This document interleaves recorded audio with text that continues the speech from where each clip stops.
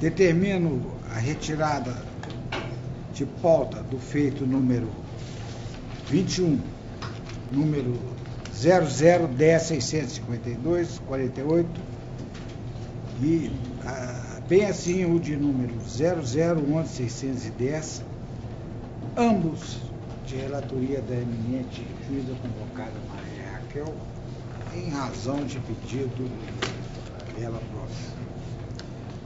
Lado outro, referendo o pedido de indeferimento do adiamento do julgamento de hoje, referendo o respeitável despacho da eminente juíza, da eminente desembargadora Paula Oliveira Cantelli, quem deferiu o pedido de adiamento do julgamento atinente ao processo número 4, qual seja RO 00-167-73-219-0026. Dando sequência, cumprimento o emérito jurista Dr. Haroldo Plínio Gonçalves, paradigma de professor e presidente aposentado deste egrégio tribunal, pela merecida medalha que lhe foi outorgada pelo Instituto dos Advogados de Minas Gerais, pelos 104 anos da respeitada instituição. Por igual motivação, cumprimento o eminente desembargador José Edgar Pena Amorim Pereira, pela merecida outorga da medalha do mérito acadêmico eleitoral ministro Salvo de Figueiredo Teixeira. Havendo código legal, invoca a proteção divina. Tem algum registro, doutor? Perdão? Não, tá. Então tá.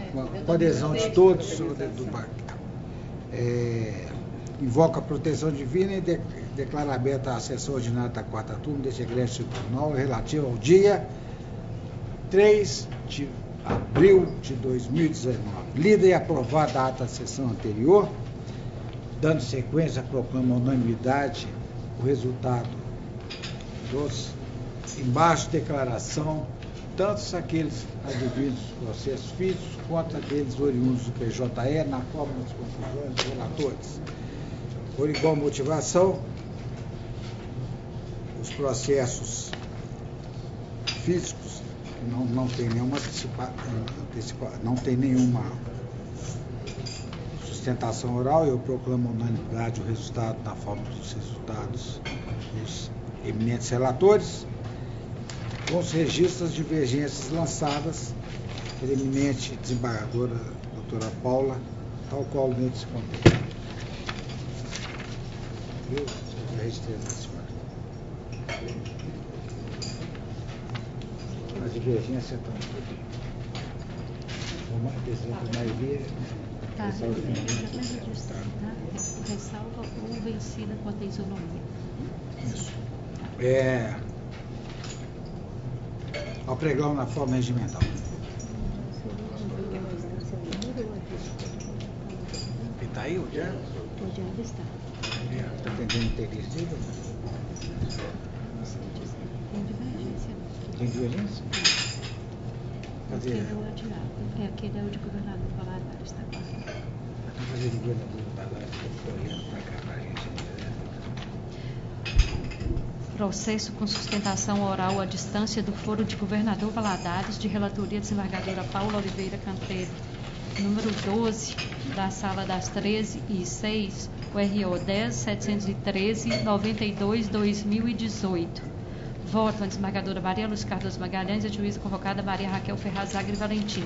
Inscrito pelo recorrido reclamante, inscritos Dr. Tiago Lima de Souza e Dr. Clóvis de Oliveira de Souza, do Foro de Governador Valadares. Boa tarde, doutor. Boa tarde.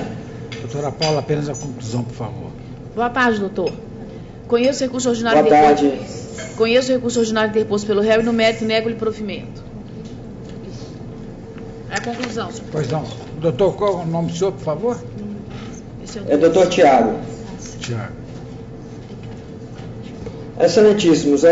Obviamente, em razão do voto, a proposta de voto proferida pela eminente relatora, no sentido de manter a decisão de primeira instância, eu gostaria apenas de reiterar para os senhores pelo não provimento do recurso do banco e a manutenção da sentença, já que, no nosso entendimento, foi uma sentença que se mostrou condizente com as provas dos autos. Pois não, doutor, a proposta de voto atende o interesse do senhor? Sim. Não havendo divergência, assim se decide. Boa tarde, doutor. Boa tarde. Ok, boa tarde. Processo com julgamento adiado na sessão passada, de relatoria da desembargadora Paula Oliveira Cantelli. É o número 34 da sala das 13h06, o RO 10.937-28/2017.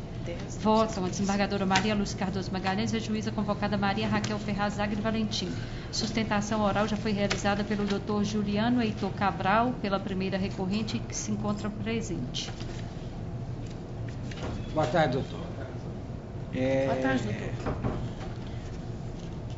Relatora, doutora Paula? Sim. Tem uma divergência lançada aqui pela minha desembargadora Maria Lúcia. Maria Lúcia. Ela está declarando a incompetência material dessa justiça, anulando a sentença e anti-incompatibilidade do processo judicial eletrônico, julgar extinto processo sem resolução do mérito, conforme no artigo 485, o senhor sustentou muito bem na sessão anterior, dado o problema da competência, e se seria para discutir na esfera comum, não, eu lembro perfeitamente disso, apesar de eu não votar nesse feito, ficando por consequência prejudicado o exame do restante do mérito do apelo da ré, bem como do recurso do reclamante investido zonas de sucumbência, curso a cargo do autor dizendo, o senhor interessa essa divergência, o senhor é interessante. Menos interessante, vamos dizer assim, né? Interessa tanto tal qual tal, mas... Doutora Maria Raquel. Pois é, Excelência, o adiamento da semana passada, um dos motivos que eu levantei essa questão, e eu confesso, e agora vendo a divergência da doutora Maria Lúcia, o problema é a ação interposta pela pessoa física, né? Ele é pessoa jurídica, mas ele interpôs a ação... pessoa física, mas a questão o TST já decidiu sobre essa questão, né?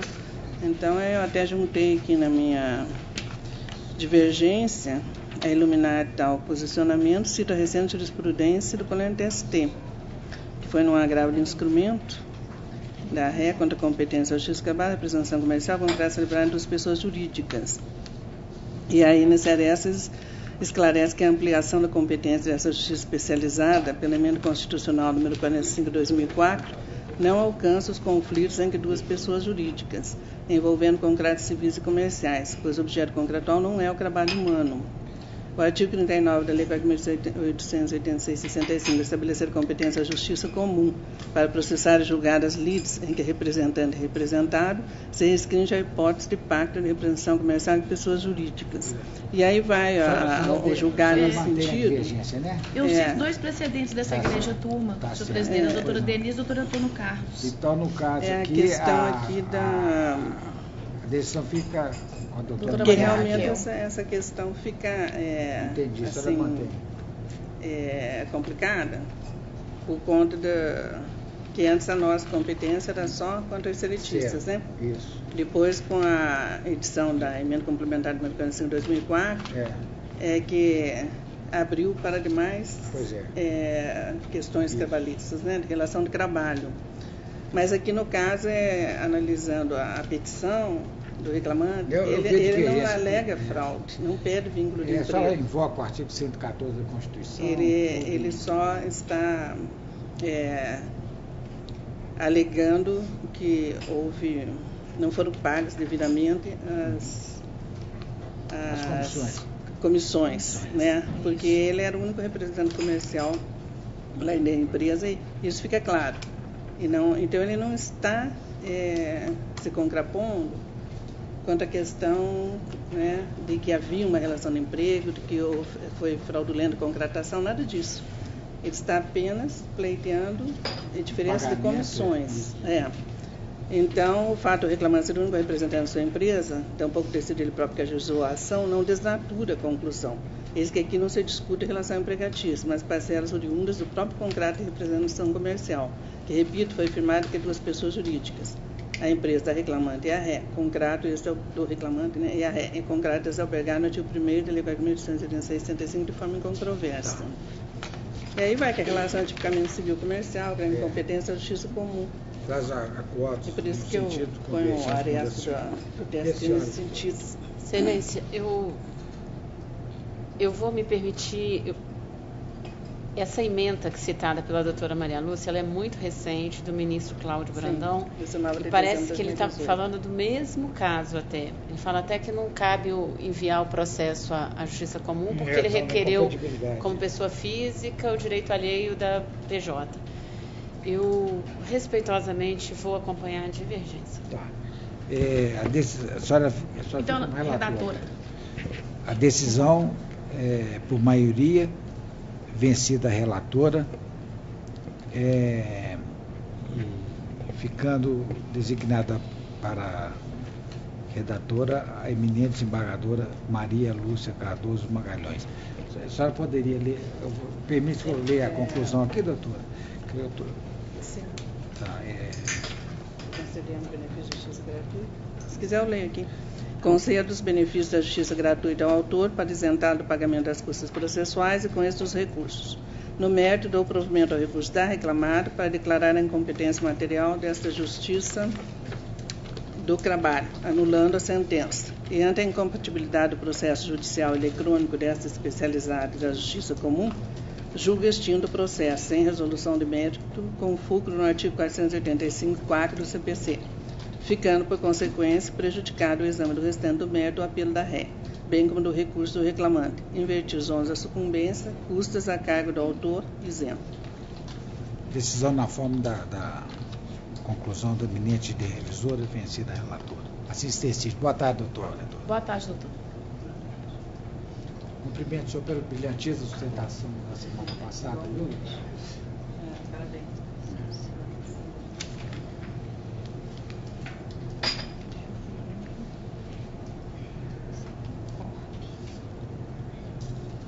Doutora Paula, você quer preferência? Não, acho que não precisa não, doutor. Acho meio relativo. Não, vamos seguir o curso. Fica o benefício, qualquer coisa envia. Tá. Processo de relatoria desembargadora Maria Lúcia Cardoso Magalhães, é o número 3 da Sala das 13 horas, OAP 10.580-92/2016.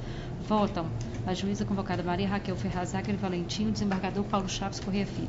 Inscritos, doutor Alex Santana de Novaes e o doutor Antônio Fabrício de Matos Gonçalves, pelo agravado exequente, ausentes. Doutora Maria Lúcia, apenas a conclusão. É o 3? É, 3 da pauta. Estou conhecendo o agravo e no mérito nego-lhe provimento. Custo de execução não pode conectar R$ 26 centavos. Não havendo divergência, se cedesse. Processo de relatoria desembargadora Maria Lúcia Cardoso Magalhães, número 11 da Sala das 13 horas, URO 11.102.64/2016. Votam a juíza convocada Maria Raquel Ferraz Aguirre Valentim, desembargador Paulo Chaves Corrêa Filho. Inscrito Dr. Nelson Francisco Silva, pelo recorrido reclamante, ausente. Doutora Maria Lúcia, apenas a conclusão. De ofício, não conheço o recurso ordinário reclamado por deserto. Não havendo divergência, se decide.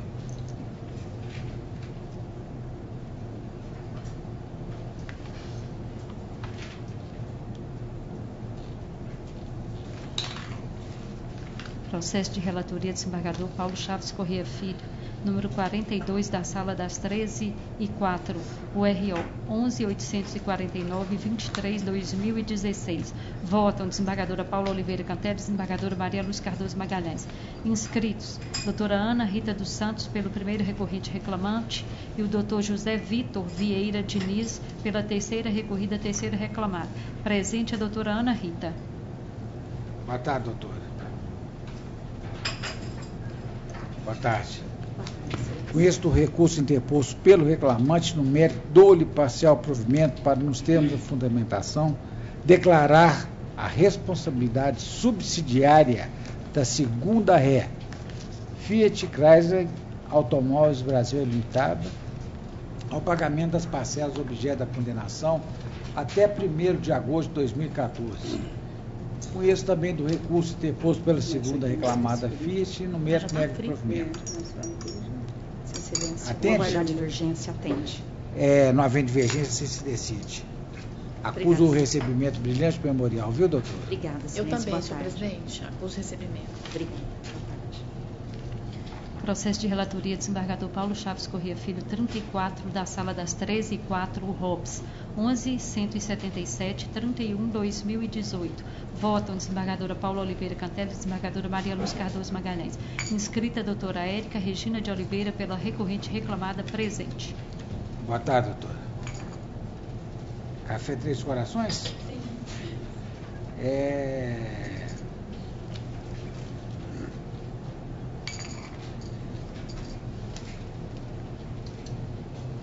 Estou conhecendo o recurso interposto pela reclamada. No mérito, confiro-lhe parcial provimento para reconhecer a suspeição da testemunha Marcos Paulo Nunes da Silva, de modo a valorar o depoimento por ele prestado na condição de simples informação. B. Determinar o pagamento do FGTS mais 40% apenas em relação às verbas rescisórias. C. Excluir da condenação a indenização por danos morais. Adoto quanto ao mais as razões de decidir da douta sentença recorrida. A senhora tem interesse em fazer outra palavra? Sim, excelência. Que tem divergência. Não tem não, senhor presidente. Eu retirei a divergência. É só em relação à reversão da justa causa. Eu, na condição de relator, eu mantenho a sentença de origem. Eu vi o alentado memorial que foi apresentado pelo doutor Guilherme, dizer, detidamente as provas colhidas nos autos. Por isso que eu tive o cuidado de tomar o depoimento da testemunha, que está até lá escrito com a grafia errada, em vez de mágoa, está até com magua. Deu até o depoimento todo e entendo que a reversão da justa causa foi bem aplicada pela juíza de origem, que bem apreciou as provas cometidas aos autos, e a falta, ainda que não digna de loas, não rende ensejo a dispensa motivada da forma tal qual fez. E por isso eu mantenho a decisão de origem, decotando da condenação os danos morais, uma vez que a reparação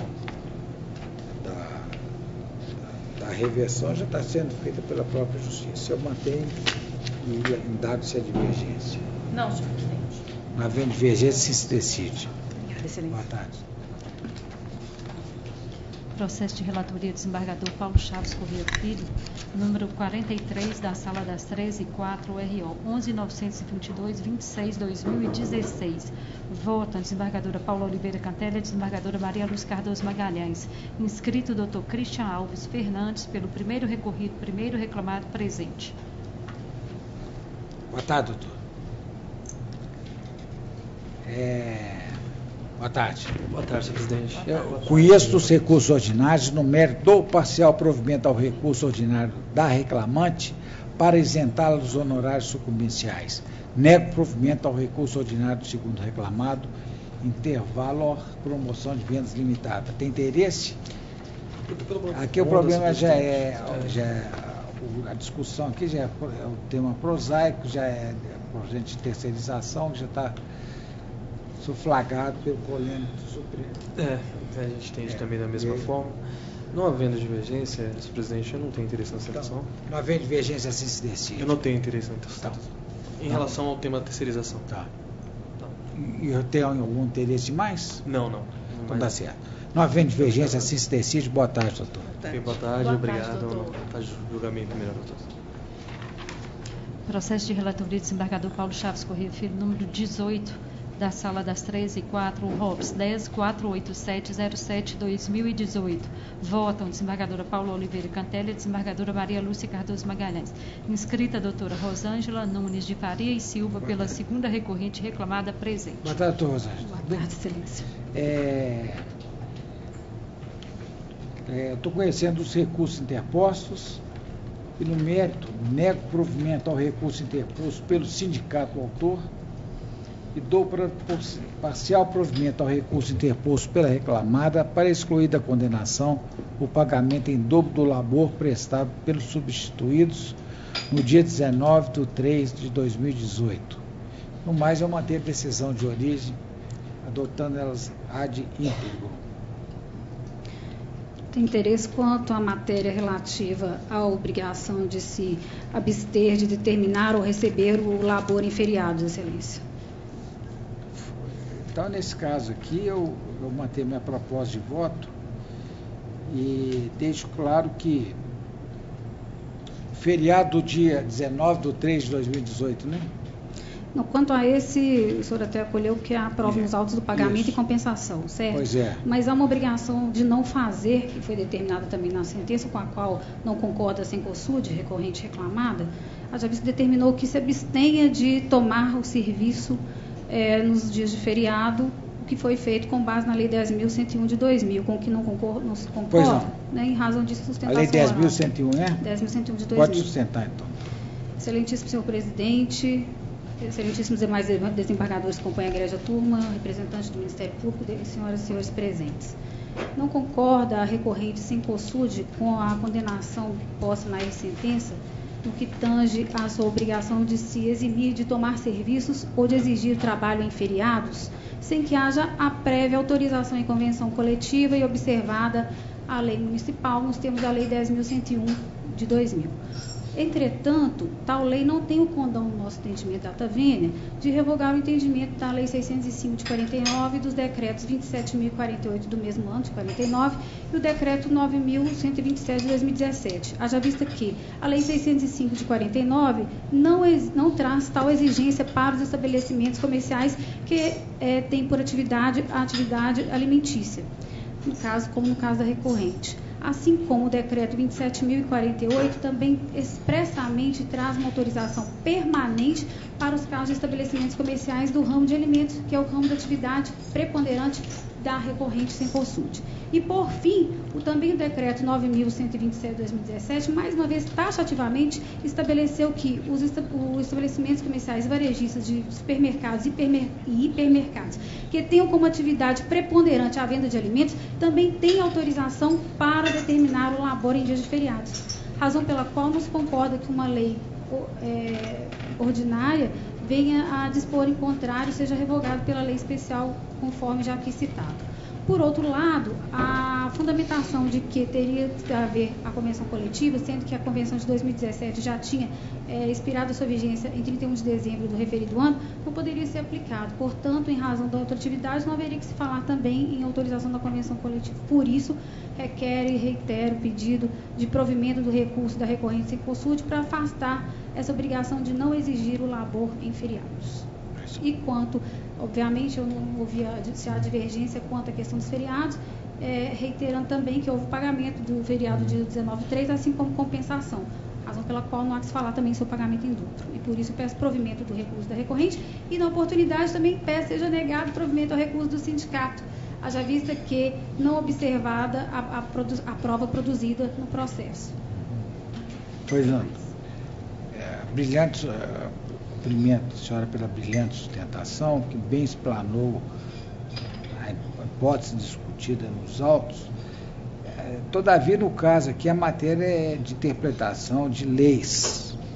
E eu entendi que,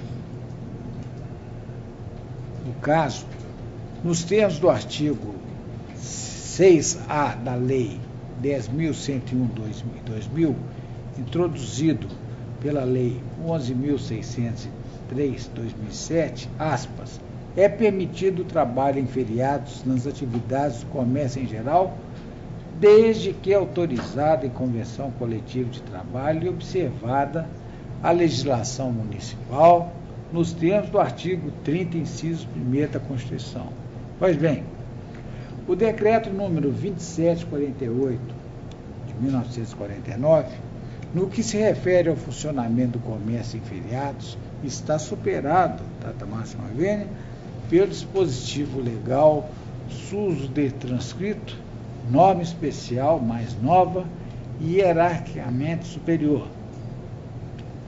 De outro franco, impende registrar que o decreto número 9.127/2017 é igualmente norma hierarquicamente inferior à lei 10.101/2000, não possuindo assim força normativa para derrogá-la. Não se há falar ainda em antinomia entre a lei 10.101/2000 e a lei 605 de 1949, que, ao contrário do alegado pela reclamada, não autoriza o trabalho em dias de feriado, vide artigo 8. Aplica-se, portanto, o disposto no artigo 6º da lei 10.101 de 2000. Eu trago à colação acordos do Goleno TST convergentes nesse sentido, de relatoria da eminente ministra Adelaide Miranda Arantes, bem recente, dia 5 de 6 de 2018. Eu também votei nesse sentido então entendo que a sentença é irreparável ao determinar a abstenção do funcionamento do reclamado em dias de feriado sem autorização expressa em norma coletiva. Nada a prover. Indago-se a divergência. Não, de acordo, senhor presidente. Assim se decide, não se antes cumprimentar o brilhantismo de sustentação, viu, doutora? Obrigada. Parabéns, doutora.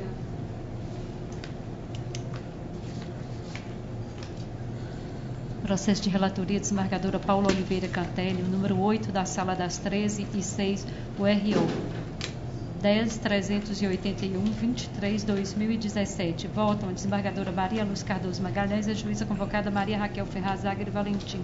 Inscrito o doutor José Salvador Torres Silva, pela recorrida reclamada, presente. Boa tarde, doutor Salvador. Tudo bem, né? Graças a Deus. Doutora Paula, apenas a conclusão. Boa tarde, doutor. Boa tarde.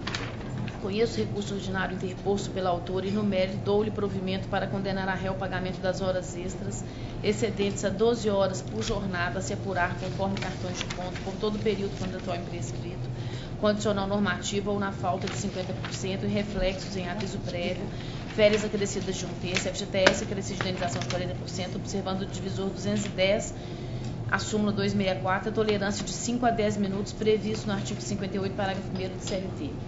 À luz da súmula 366 do TST. Invertidos os ônus de sucumbência, fixo as custas pela ré no importe de R$100, calculado sobre R$5.000, valor atribuído, arbitrado à condenação. Atende, doutor? Não, excelência. Não, então ou melhor, parcialmente. Parcialmente. Excelentíssimo doutor Paulo, pessoa de cumprimento dessa outra turma, senhora representante do Ministério Público, demais colegas, senhora secretária. Em que pese o brilhantismo do voto da relatora,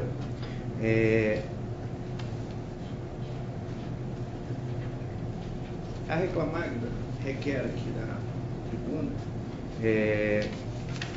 que, diante desse entendimento, seja pelo menos deferido o pedido de dedução e ou compensação das horas extras eventualmente pagas à autora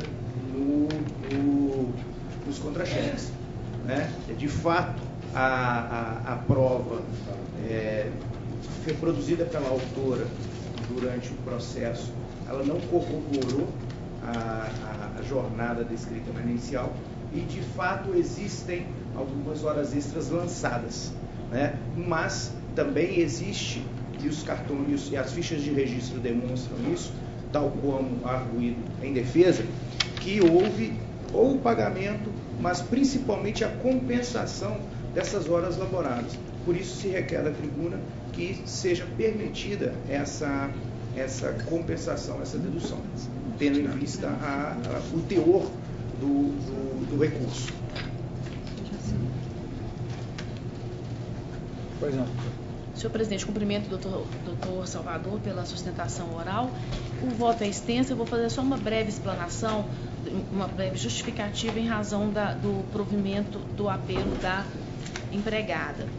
É que entre o dia 3 de janeiro e 17 de janeiro, período de 2 semanas, houve muito mais minutos suplementares do que em atraso, de tal sorte que não foi realizada a compensação na semana seguinte. E no dia 19 de janeiro houve uma folga de troca de plantão. Folga essa, no entanto, que não se destina a compensação e não pode ser assim feito. Compensação de horas extras.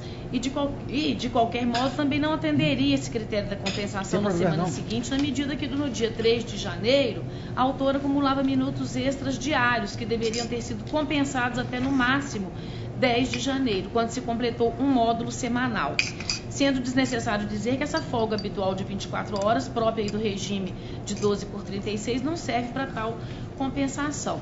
E eu só gostaria de esclarecer também, senhor presidente, que a autora, embora não tenha realizado essa amostragem no curso da instrução, não é possível fechar os olhos à prova documental que foi feita nestes autos. Quando é possível colher que um pequeno período tomado como exemplo, que foi esse que eu mencionei aqui, houve minutos suplementares e muitos não remunerados. E este é o motivo da condenação, que eu mantenho a proposta de voto em sua íntegra, senhor presidente. Pois não. Doutora Maria Lúcia. Obrigada. Para mim ou para isso? Doutora Maria Lúcia. Assiste decide, doutor. Excelentíssimo doutor Paulo, mais uma vez, obrigado. Obrigado, é uma honra revê-lo aqui na tribuna, viu, doutor? Um abraço a todos. Boa tarde, doutor Salvador. Processo de relatoria, desembargadora Paula Oliveira Cantelli, número 5 da Sala das 13 e 6, URO 10.176.51/2018. Voto, desembargadora Maria Luz Cardoso Magalhães, a juíza convocada Maria Raquel Ferraz Agri Valentim. Inscrita, doutora Helena de Cássia Rodrigues Carneiro, pela recorrente autora ausente. Doutora Paula, apenas a conclusão.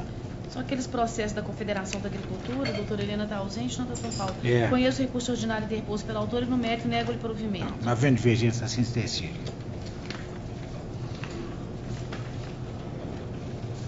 Processo de relatoria, desembargadora Paula Oliveira Cantelli, número 6 da Sala das 13 e 6, URO 10.257.54/2018.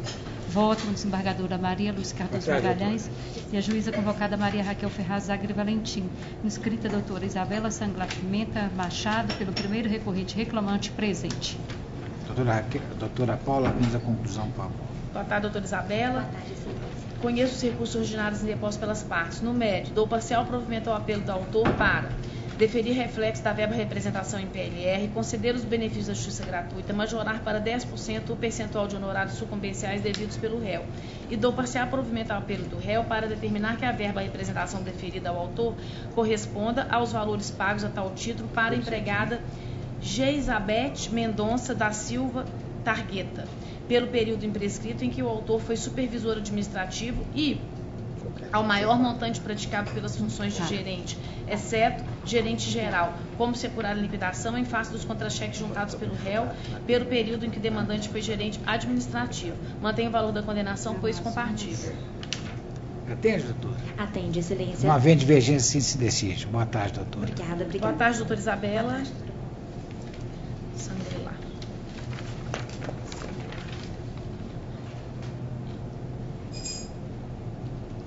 Processo de relatoria da juíza convocada Maria Raquel Ferraz Agri Valentim, número 5 da Sala das 13 e 10, URO 10.041.33/2018. Votam desembargador Paulo Chaves Corrêa Filho e desembargadora Paula Oliveira Cantelli. Inscrita, doutora Cristiana Moreira Martins de Almeida, pelo primeiro recorrido reclamante presente. Boa tarde, doutora. Doutora Maria Raquel, apenas a conclusão. Tá bom? Um grande abraço, doutor Maurício, lá, viu? Obrigada, senhor. Tudo bom, doutora Cristiana? Tudo bem? Estou rejeitando a preliminar de deserção suscitada pelo autor em contra-razões e conheço do recurso ordinário interposto pela Funarte, à exceção, contudo, por falta do interesse de recorrer, das alegações tecidas em torno do pagamento do acréscimo previsto no 467 da CLT. No mérito, rejeito as preliminares suscitadas e dou parcial provimento ao apelo para, por força de lei, reconhecer a isenção da Funarte para o recolhimento das custas processuais e depósito recursal. E B, determinar a aplicação do índice da caderneta de poupança aos juros de mora decorrentes da condenação, conforme artigo 1F da 94/97. Mantém o valor da condenação por inalterado. Tem interesse? Não, atende perfeitamente. Atende? Atende. Não havendo divergência, assim se decide. Boa tarde, dá um grande abraço ao Dr. Maurício, tá? Muito Fala obrigada. que eu tenho uma verdadeira admiração por ele. Ele gosta muito do senhor também. Eu lembro dele desde 1990 em Curvelo. Formou em 1962. 62? É. Que ele formou? Formou. 62.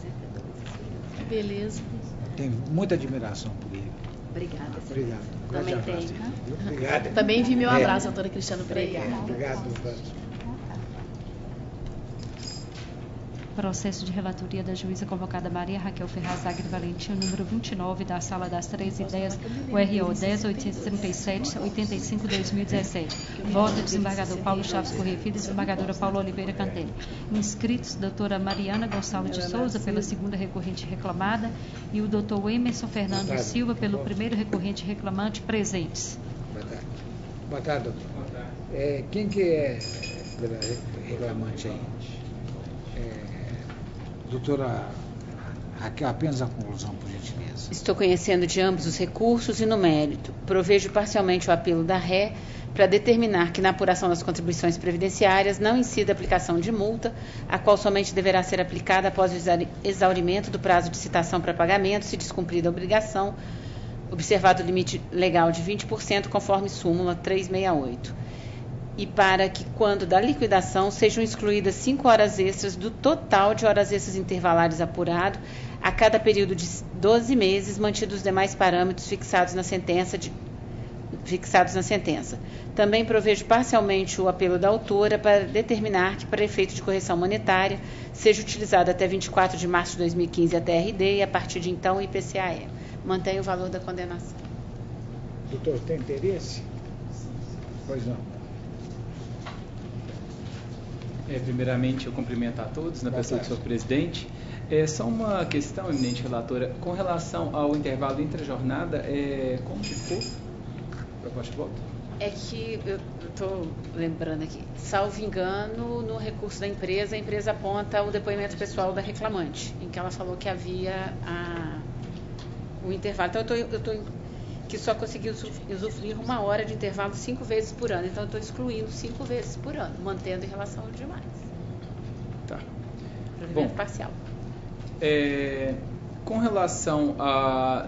primeiramente, com relação às horas extras, a sentença de primeira instância, ela, apesar de afastar a tese de defesa da reclamada, no sentido de afastar o artigo, a exceção do artigo 62, inciso 2º, fixou a jornada de trabalho de 9 às 18 horas, isso de segunda a sexta. Considerou, primeiramente, o depoimento da primeira testemunha ouvida a arrogo da reclamada. Na sentença afirmou que o depoimento não é válido, uma vez que a testemunha não presenciou, não trabalhou diretamente com a reclamante, uma vez que ele era trabalhador externo, portanto, imprestável ao seu depoimento. Já com relação à segunda testemunha, que foi a senhora Carla, a sentença afirmou que o depoimento não pode ser valorado, uma vez que a testemunha não se prestou um depoimento conciso, por ter afirmado com precisão os horários de trabalho da reclamante, porém trabalhavam em andares distintos. Ela trabalhava no térreo e a reclamante trabalhava no segundo andar. Bom, então, com base nesses depoimentos, eu quero destacar aqui a questão da análise da prova.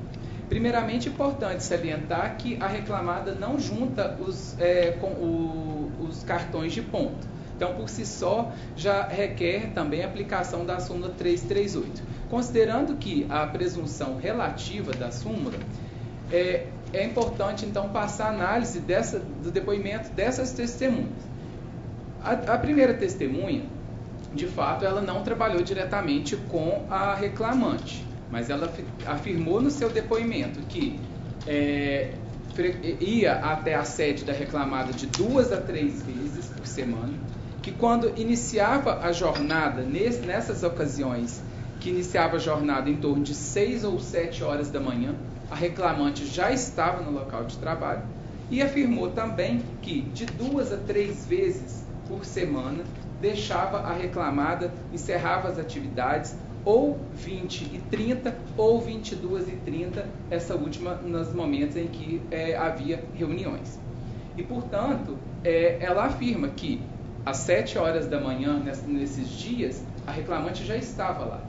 E, no final do trabalho também, ele disse, inclusive, que já deixou o trabalho no mesmo horário que a reclamante.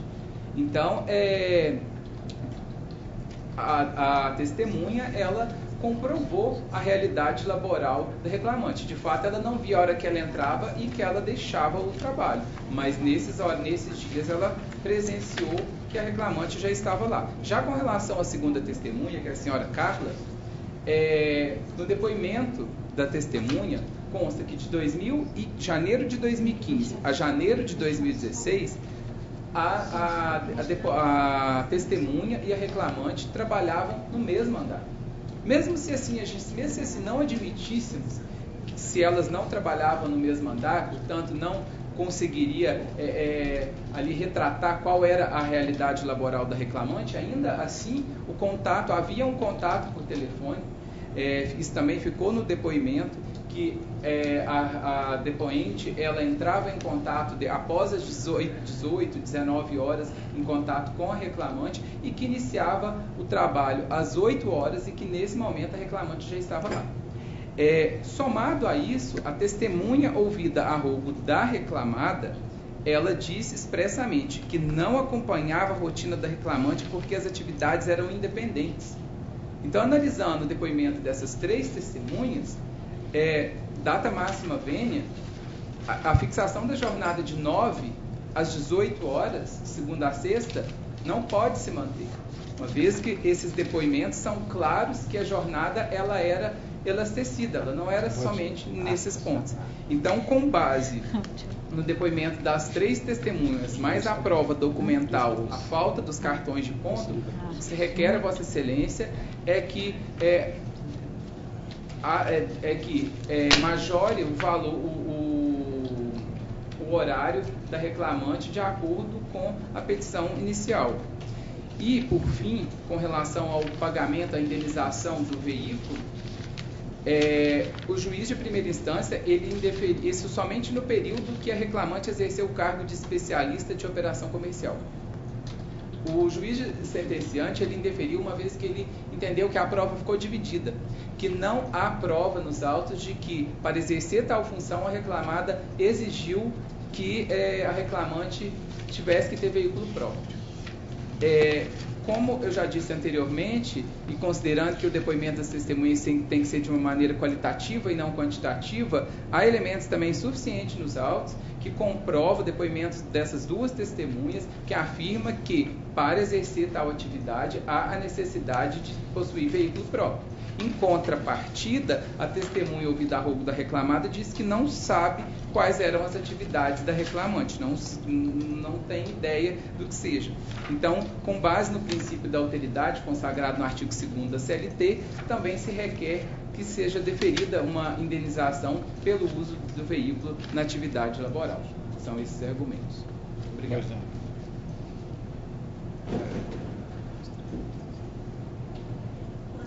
Boa tarde. Com relação, só queria colocar aqui primeiro, que as contrarrazões da empresa a gente fez o protocolo em segunda instância, porque o PJE não permitiu, aí foi recebido. O primeiro ponto aqui que a reclamada pede a reconsideração da proposta de voto é com relação ao intervalo intra-jornada. São 2 períodos distintos que ela trabalhou. 15 dias aí imprescritos, ela trabalhou como coordenadora. Seria de 15 de junho de 2012 a 30 de junho de 2012. E ela própria confessou que, como coordenadora, ela fazia gestão de resultado das lojas, que eram 15.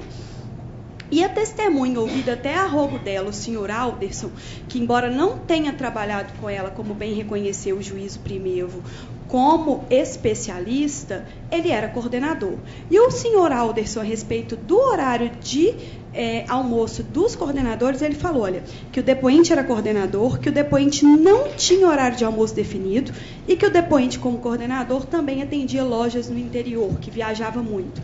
Ou seja, era um trabalho externo, longe dos olhos da empresa, e o próprio a testemunha que era coordenador falou que não tinha um horário definido.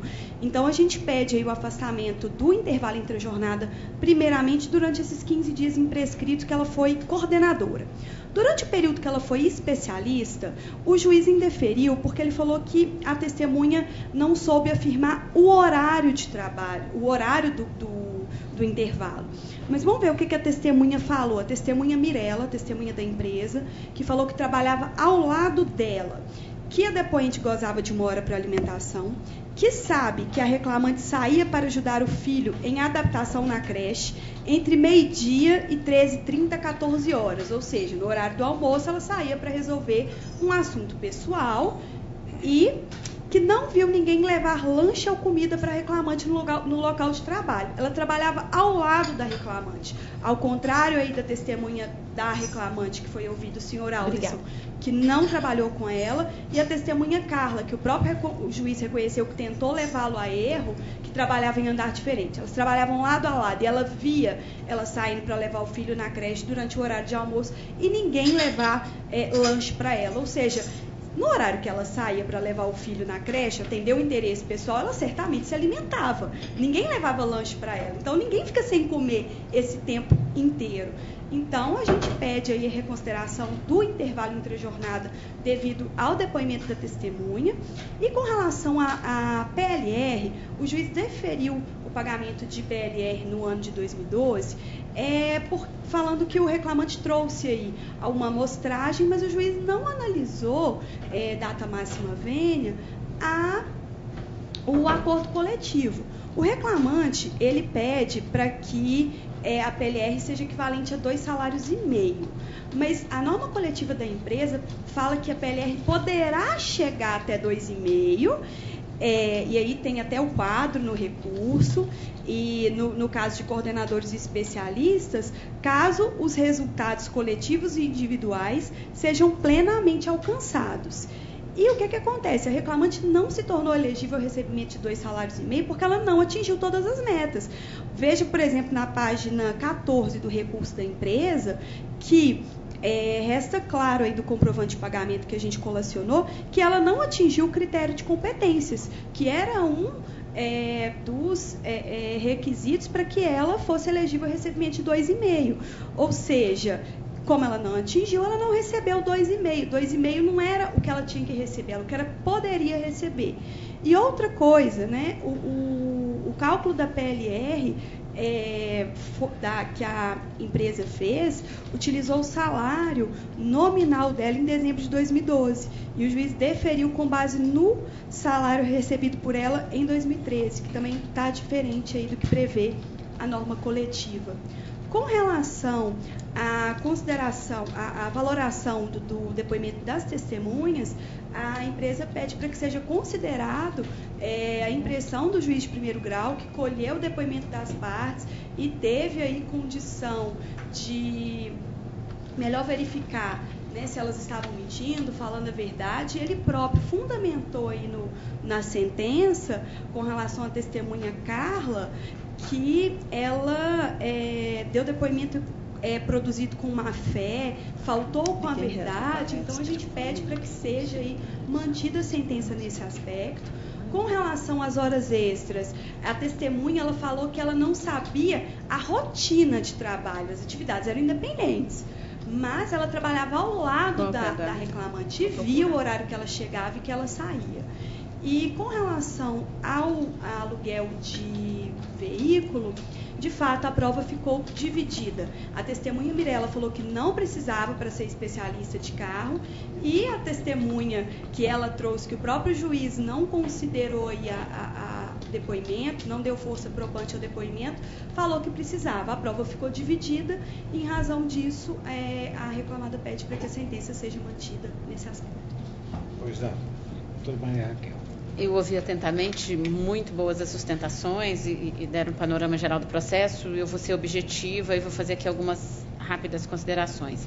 Em relação às horas extras, que o doutor aqui pontuou e dissecou os depoimentos, e aí foi arrematado pela doutora, olha, e a impressão do juiz que colheu a prova. Eu acho que essa é hoje, quando a gente está no segundo grau, o grande diferencial do primeiro grau em relação ao segundo é essa proximidade da prova oral. E muitas vezes o olhar que nós, no segundo grau, estando no segundo grau, temos que levar em conta essa consideração. A parte fala, olha, se apegou demais a pequenas divergências. Eu não vi pequenas divergências, eu constatei na minha proposta de voto grandes contradições. Eu não posso fechar aos olhos que a sentença é de um juiz de mais de 2 décadas de experiência em primeira instância, acostumado a esse tipo de trabalho, recentemente aposentado, se bobear quase 3 décadas de primeira instância, capaz de fazer esse apurado e que ele bem colocou e que trouxe. E é por isso que eu não dou provimento a essa parte, nem a alegação de exercício de artigo 62 pela reclamada, nem a alteração do que se apurou pelo horário de trabalho da reclamante. No intervalo intra-jornada, nós vamos cair nesse mesmo olhar de valoração da prova, e eu só excluí as 5 horas porque eu entendi, como foi levantado no apelo, que houve uma confissão da autora em relação a 5 vezes por ano eu tirava, mas não mais do que isso. Então, foi somente esse ajuste que eu fiz. O advogado da tribuna, locação de veículo. Particularmente, eu não gosto do termo prova dividida. Eu acho que a gente não é prova dividida, juiz não julga, eu canso de falar isso, a gente não julga por 2-0, 3-1, a questão não é essa. A questão é convencimento. Então, eu tenho que entender, quando se fala prova dividida, eu falo, não me convenceu. O problema é a prova convencer, e aí eu vou cair lá no que eu coloquei no início. E diante dessa questão do convencimento, porque a gente entendendo, poxa, a empresa precisa do carro, a empresa usa o carro do empregado, eu entendo que cabe a indenização, sim. Mas aqui não houve esse convencimento nesse sentido, foi decidido, então, pelo ônus da prova. Em relação à PLR, a reclamante demonstrou, sim, a existência de diferenças. O que eu não vislumbrei são a apresentação de documentos comprovatórios desses resultados, e por isso eu estou mantendo a sentença e mantendo minha proposta de voto, excelências. De início, eu cumprimento ambos advogados pelas brilhantes sustentações. De igual modo, cumprimento a bem lançada sentença do erudito juiz Marcelo Furtado Vidal, que aposentou recentemente, e convido integralmente com o judicioso voto da relatora, que examinou com cuidado, com maestria e com a percussiência de sempre toda a prova colhida nos autos. Dessa forma, eu estou de pleno acordo com a relatora, doutora. De pleno acordo também, senhor presidente. Assim se decide. Boa tarde, doutores. Boa tarde, doutores. Boa tarde.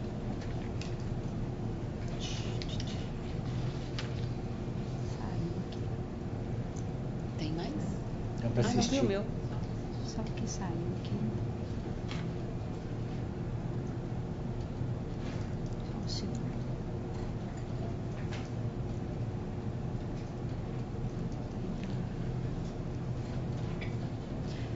Processo de relatoria da